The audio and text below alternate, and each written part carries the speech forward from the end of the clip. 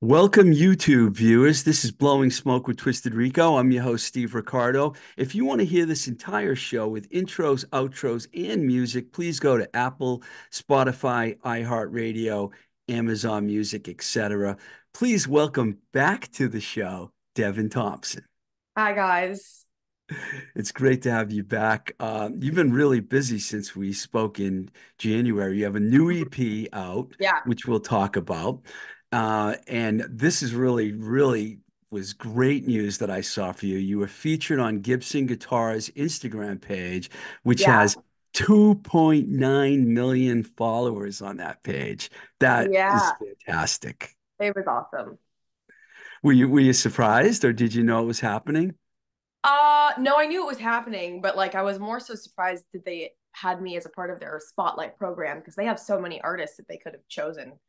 And they only chose me out of the 18, for the year. So I think that's pretty cool. So yeah, Yeah. they gave me this was my time now to, put it out there and such. So I'm really stoked. I think it's really cool. I don't know if I asked you much about Gibson last time, but can you tell us how the whole Gibson thing Yeah. came together? Yeah, my manager was like talking to a friend of his and they like knew some people at the showroom. They're like, oh, well, we could just go visit the showroom for a day, like we know some people there. And we went in the showroom and I started playing and then I was just talking to them and they just really liked me. They liked my vibe, they liked all of it. So they were like, we should work together. Was that in LA? Yeah, it was. Where are they based in LA? They're on Sunset Boulevard in Hollywood. Nice, nice. Yeah. So it was almost like love at first sight, huh? Yeah, it was. It was so cool. It was so cool. And you play all Gibsons, right? Yeah, at the moment I'm playing all Gibsons. So it's really cool. It's really awesome. Those hollow bodies you use, those are Gibsons too? Yes. Yeah, I remember we talked about the guitars a little bit last time.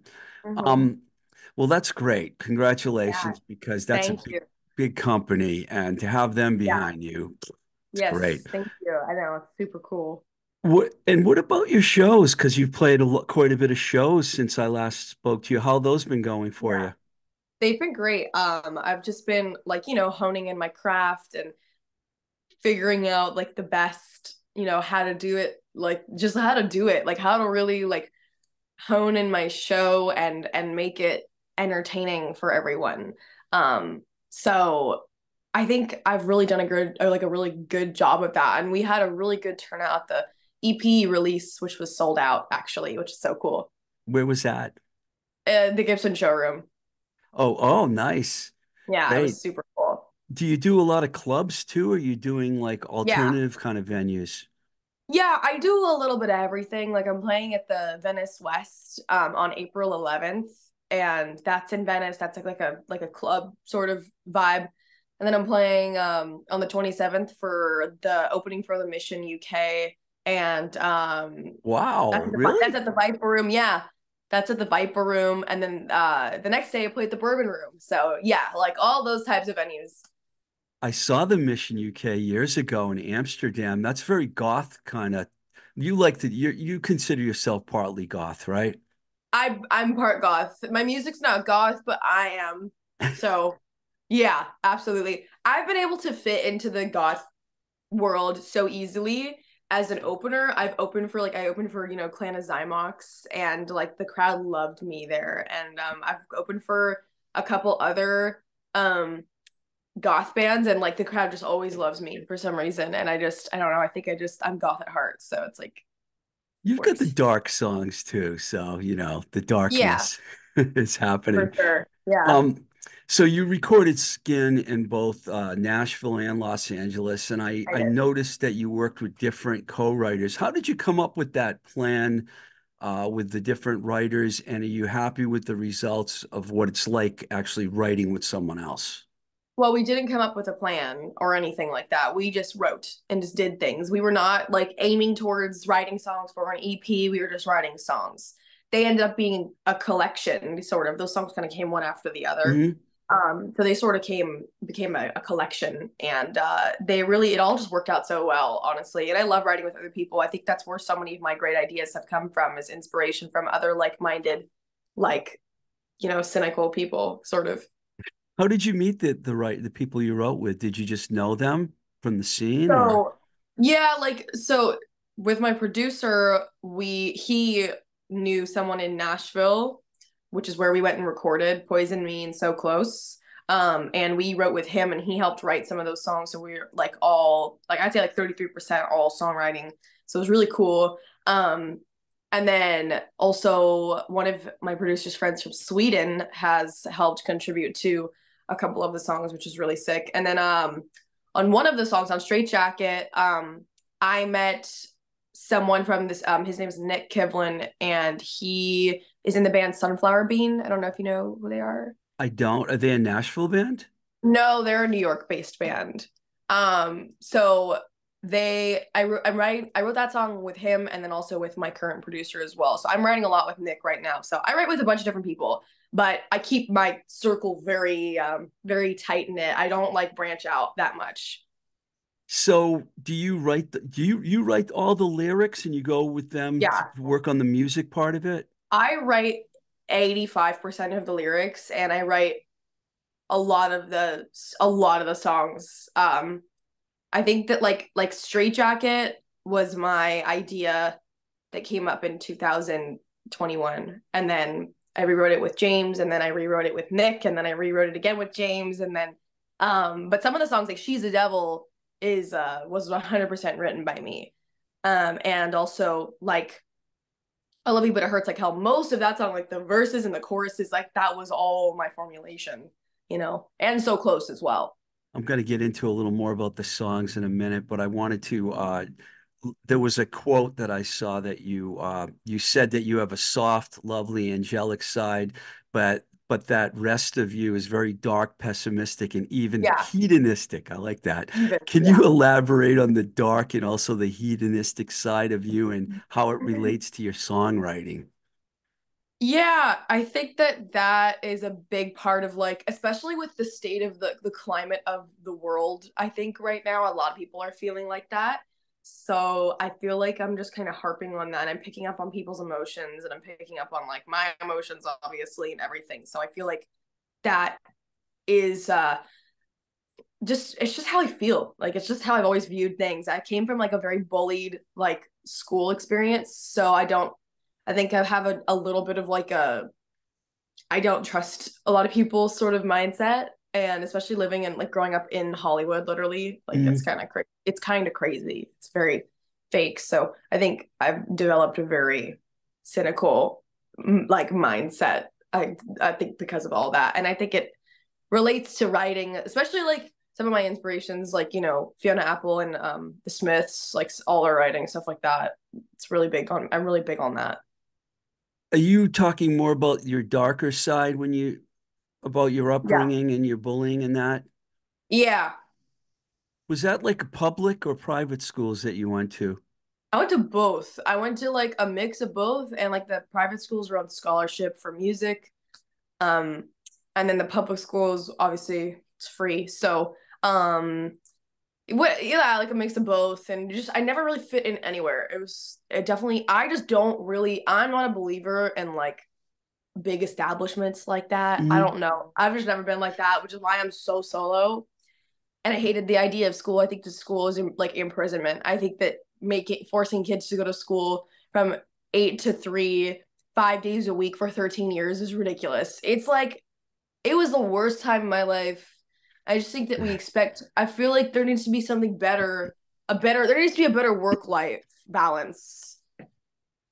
That's Right, what I think. Yeah, right. I think so. As someone who went through it, I don't think it felt inhumane. It was horrible. But it had a lot to do with your songwriting style. I did. Yeah. Without it, I don't know if I'd be where I am right now. So there is the give and take of everything. Do you ever like, I can't say that I know if any of your songs are happy, but I'm not sure they are. Do you They're not. ever They're not. do you ever like try to write happy songs or is that impossible for you? I don't want to say it's impossible. I definitely do have some happy sounding songs, at least. I love writing songs that sound upbeat and sound very sweet, but they're not. I don't try to. I just don't.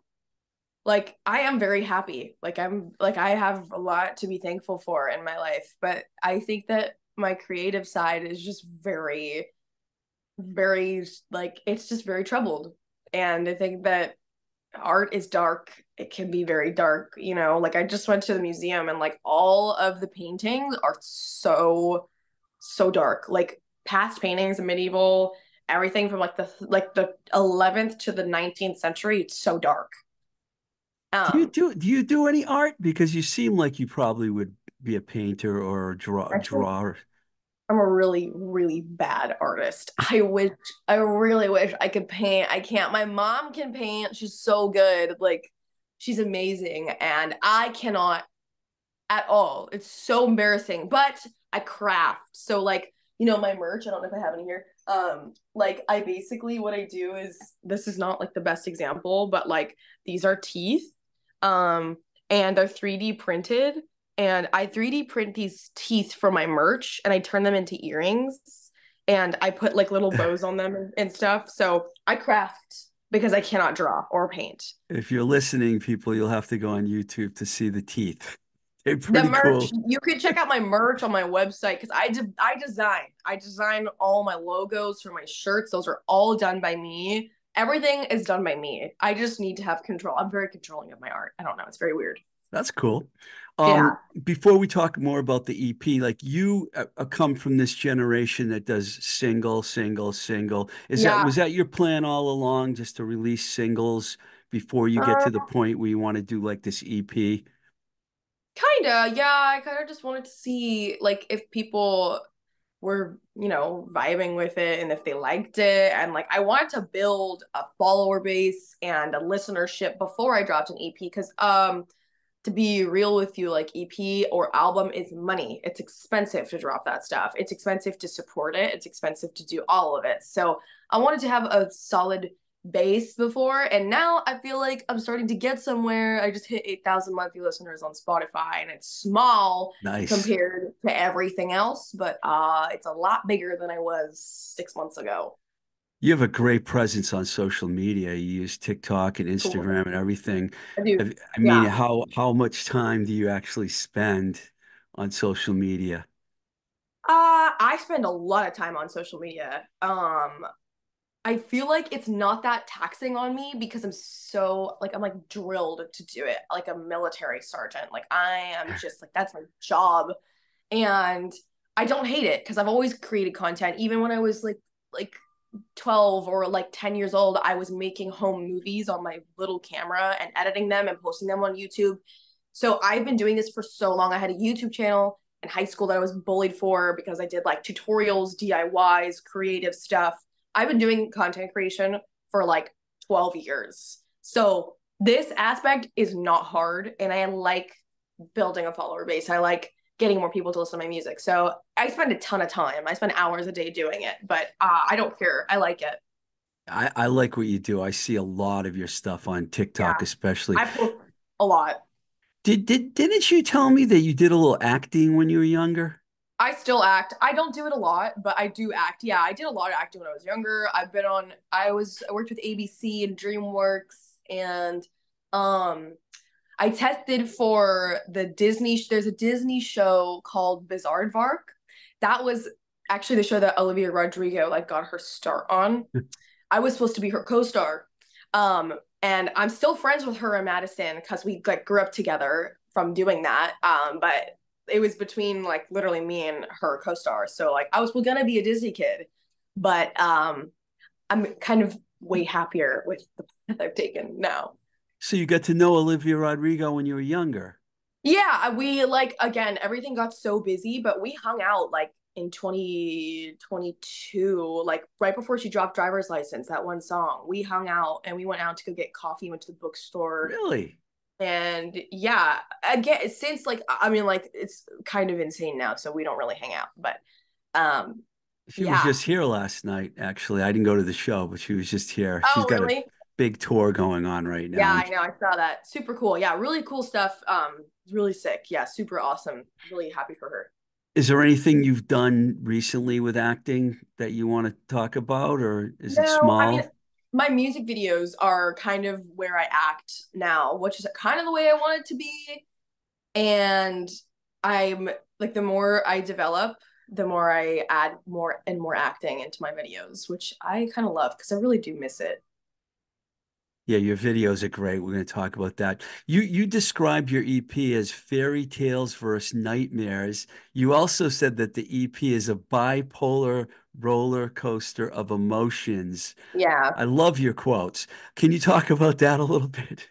sure. Yeah. So, like, a lot of the songs are taken from fairy tales or like stories that I make up.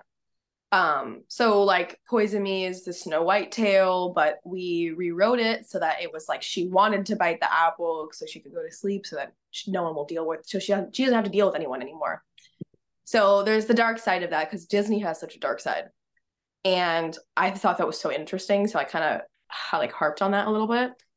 And then all the other songs are, like So Close is a fictional story about a serial killer gone crazy and kills her lover, whatever you want it to be, because they just thought it would be great and thought the flowers would look nice. They just went crazy. So a lot of themes in this, but they all derive from stories that have happened in my life. You're a great songwriter. I love your Thank you. songs. Um, Straight Jacket, you mentioned it briefly.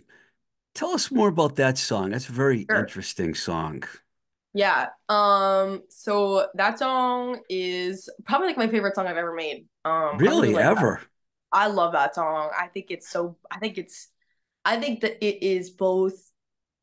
I think it's supposed to make you feel a little crazy and like, sort of like teetering over the edge, like nail biting, sort of like, I don't know, craziness. And I really like it. And I think that it's gone through so many phases and I'm just very proud of it. And I really think it's gotten the most playlist recognition so far too. So that's kind of like, that's really awesome as well. I just really love that song. I think it's so weird and cool. You mentioned Poison Me, and I was going to ask you more about that song. You said it's the opposite of, explain that Cinderella part of the song to me again. Yeah, so it's actually Snow White Snow and White, sorry. yeah, no, you're good. They all blend together. So she like for Poison Me, we wanted to do this saccharine sweet, but with a dark melody fairy tale. Like, so basically, I love like mystical forest fairy. I like grew up on Lord of the Rings, so like that's like my favorite thing ever. And I wanted to do something dark with a Disney story. So I turned it into, yeah, Snow White. I just thought it was so cool. The dark And version of Snow yeah, White. where she wanted to bite and she was like, give me the apple, thank you. Like crazy, crazy dark like queen. I would love that because I'm tired of everyone. I want to go to sleep. The So I first thought that sing was great. the first single from the EP, I Love You, But It Hurts Like Hell, had just come out last time I talked to you. Now the video has over 110,000 views last time I looked on Yeah, YouTube. It seems to be catching on. You got to feel it good does. about that.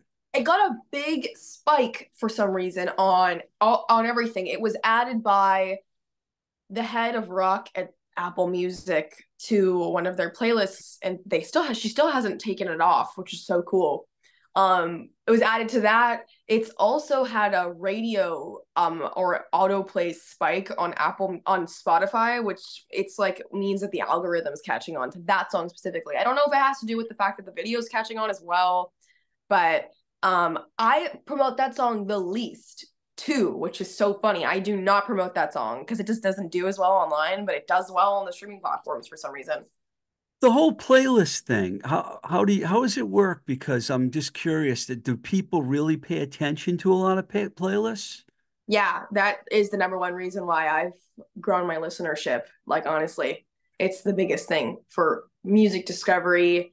I don't think that it's the biggest thing for building supportive fan bases. I do think that it's great for music discovery though, because my listeners on Apple Music have tripled from being on 3 playlists now. That all my songs are currently on. Yeah, you like Apple a lot. You talked about that last time. I do. I think they're very accessible. I think Spotify is really hard to get to unless you're with a label. Because I'm not with a label, and like I think that Apple Music has really made an has really like put up and coming artists first. And You, I really appreciate that. do you create a lot of your own playlists as well? Not really. I'm not really a playlister. I just listen to shit. Like I just listen to music and I like I don't really put together anything just because I use Apple Music and Spotify. I use two different platforms. But So you I don't like know Apple why. better. I can't say I do or I don't. I love both of them. I think that Spotify offers a very unique thing that Apple Music doesn't, but I think that Apple Music is also a lot easier to navigate for me. What's the unique thing that you're referring to? It's personalized for you. So like if you have a song playing and then it's done, it will play another song like it so you can keep discovering new music. Algorithm. That's so cool. It's a social media basically, and I don't think Apple Music is like that, but I also think that it's very easy to use and I it's my number one platform. So, That's cool. I'm a huge PJ Harvey fan, and you've yeah. been compared to her, and I can definitely see that. Have you Yeah. listened to a lot of PJ's, Paulie Yeah, Jean I Harvey? have. Yeah, I'm definitely a fan. I love her stuff. Really cool. So is she like one of your favorites, or is it just that people keep comparing you to her? She's not one of my favorites, but I do really like her and I'm a big fan. But she was not my music inspiration while making this. Um, Did you have an actual inspiration when you were doing these recent I songs? have I have multiple inspirations. A lot of them are, I have two sides of it. Some of it is like I have like Fiona Apple and Mazzy Star, and then like some sort of like darker um goth inspirations, but then I also have newer ones like Paramore is a big one for me, and Cage the Elephant and Lana Del Rey for her lyrics and her melodies. So those are some of my biggest influences for my writing. It's pretty cool. I imagine you can appreciate the fact that women are getting more attention now.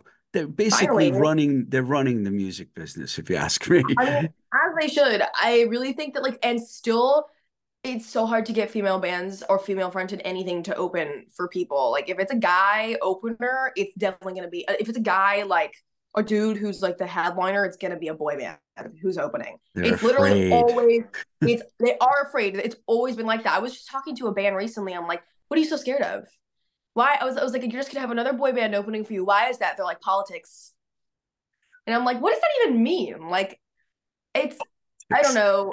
It's so weird, but there's still a big issue. Like I think it's women still get just like shit on so much all the time, especially with guitar. You pick up a guitar, you're already a target. So it's a problem in Hollywood. Yeah, it is. I would say it's not as much in Hollywood because everyone is doing something here, and I mostly feel like it's a problem for social media for everyone else in the country. Last time you were on the show, you talked about a band, The Dinner Party, and Yeah. a lot of people have asked me about them. They obviously liked your opinion, and I checked them out. I actually tagged them on a post, and they appreciated that. Oh, it's great. I love them. I think they're great. I think their themes are beautiful, like Victorian, like it's everything I am and I love, and I think it's fabulous. I think it's so cool.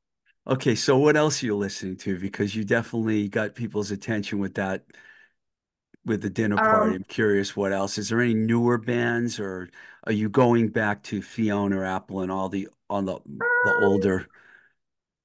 you know, I like yes, like I'm actually just gonna go look right now at like my music and see. Oh, Please do.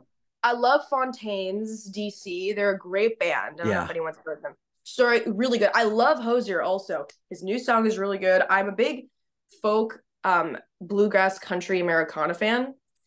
And there's another artist, her name's Willow Avalon, who has just had kind of had like a viral song online. And I think that she's making really good old country type stuff. Um, so there's that. There's let's see what else I have here. Ooh, obviously Cage the Elephant. I also love, I think it's Chapel Roan. She's a pop, she's a queer pop princess, basically. Like so good. I like I love good pop music. She's very unique. Also, Title Fight, big love that band. One of my favorite bands ever. So that's just kind of some of the stuff I'm listening to. Yeah, so if you take the time of the day with the music you listen to, with writing and social media, how do you divide these things up? I mean, is Uh, there one that gets more attention than the other, or are you pretty equal? And what else do you do for fun? I do a little bit of everything. I feel like this consumes my life, and I really don't have much time for myself anymore because when I'm doing something that I like, I feel guilty that I'm not doing something that I should be doing. But the truth is that if I don't, I'm gonna lose my mind and I'm going to not, I need to be a person too. So for fun, I love reading. I'm a big reader. I read a lot of fantasy, dystopian, adult romance novels. I read a lot of that. And then I also love horseback riding. I'm a big equestrian fan, so I have ridden horses like my whole life. So I'm a big backcountry like horse fan. It's very random, but that and I snowboard. So I do all that. I do like those three things sprinkled out, and it makes me feel better. Do you have like a set time where you say, I'm going to play my guitar, I'm going to write, I'm going to work, or is it just No, whenever?